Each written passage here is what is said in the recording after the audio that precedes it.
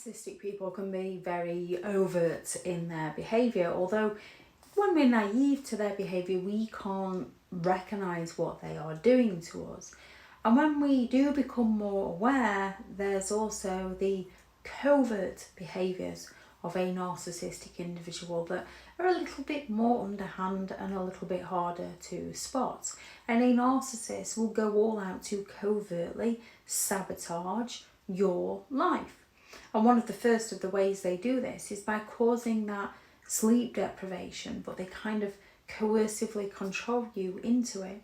So if you're ready to go to bed because you want your rest, they'll be, I wanted to watch this movie with you. I wanted to do this with you. When you're respectful of another person when they want to go and rest. When you wake up in the morning, if they're still asleep, if they're a light sleeper, you might be really, really quiet and really careful. If they're a heavy sleeper, you might continue doing the things that you do, but still toning it down a little.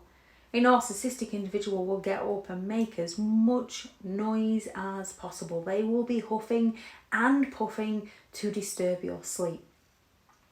They play the victim. They go all out to provoke you into an argument. They come home in a mood. They provoke you. They get you going. They wind you up. They get you to react to them. And then they play the victim. I was only trying to help. Oh, what's your problem? Oh, somebody's in a bad mood today. Nothing is ever their fault. It's always somebody else's fault.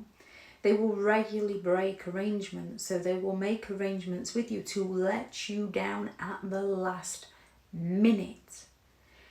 And this can be letting down a third person. So if you share a child together, they can promise to take that child to an appointment so you carry on with your work, and then they phone you up at the last minute and expect you just to clear up after them and take the child, and as you care, you drop everything to do so.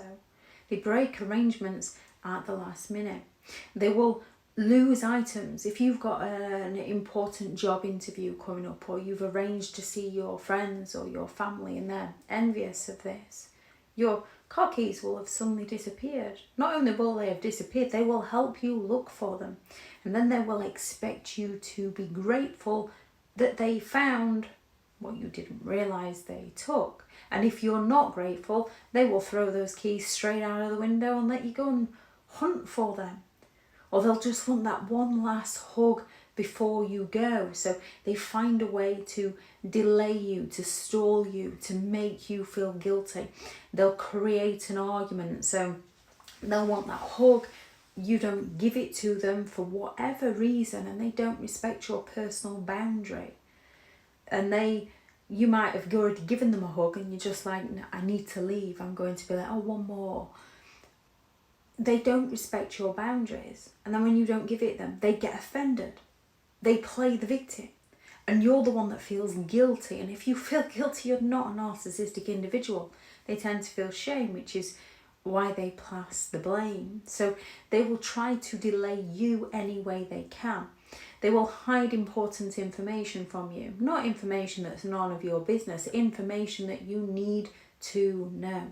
They will go all out to invalidate you in subtle, covert ways with those backhanded compliments of, oh, that dress really suits you. Maybe if you lost a little bit of weight. And it seems like they're giving you that constructive feedback when what they're trying to do is make you feel like you're not good enough within yourself. They'll fail to answer a simple question. Hey, we've been invited to this wedding. Oh, how am I supposed to know what I'm doing then? Well, I can't say yes to that. They fail to answer some of the most simplest of questions, causing you that frustration and that anger and resentment. And when you lash out, they play the victim and blame you for everything that goes wrong. They change plans on you at the last minute, so you never know where you stand with them.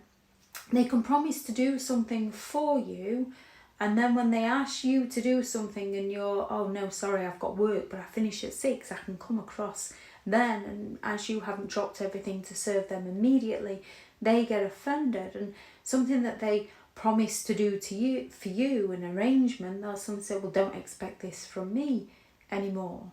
They come at your boundary with a boundary to get you to change your mind. They'll use that forgetfulness. So If you need medication for something, oh, don't worry, I'll go and pick it up from the pharmacist. Don't worry, I've got this. And then they come home without it, and you're the one that forgot to remind me. Yet if you remind them next time because of what happened previously, I'm not a child, I don't need reminding. You go and get it for yourself. Go and get it for yourself, and they'll be like, what have you done that for? Why didn't you ask me to get it? You cannot win with narcissistic individuals. And they will go all out to ruin special occasions, either by breaking arrangements, turning up late, hiding your items, causing an argument before the event, invalidating you. And they also go all out to ruin your reputation. They're gossiping about you and smearing your name behind your back to discredit you. So when they're ready to play the victim, nobody believes you and everybody gives the narcissist all the sympathetic attention.